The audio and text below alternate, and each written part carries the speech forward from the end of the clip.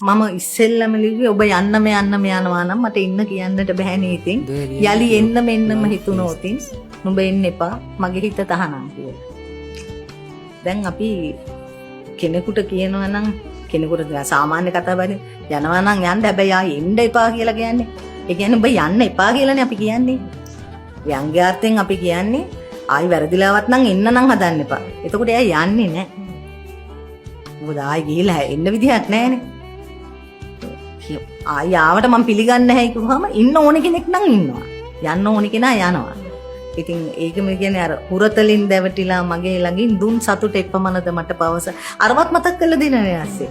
ගියොත් ඉතින් මේක නෑ. හුරතලින් දැවටිලා මගේ ළඟින් දුන් සතුට එපමණද මට පවසන්. සඳ එළිය පොළවටයි හිමි වූයේ සඳ අහසේ රැඳුනාට රත්න. අයිති නැති වුණාට. හඳ අහසෙනේ.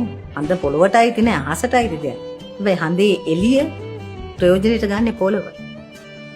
කියන්නේ ආදරයත් කොහේ තිබුණත් අපිට අල්ලන්න බැරි දුරක තිබුණත් අපිට දැනෙනවා නම් අපිට ආදරෙන් ඉන්නවා කියලා ඒ ඇතිනේ. නුඹ යන්නම යනවා නම් මට ඉන්න කියන්නට බැහැනේ ඉතින් යලි එන්නම හිතුනේ නම් නුඹ එන්න එපා මගේ හිත තහනම්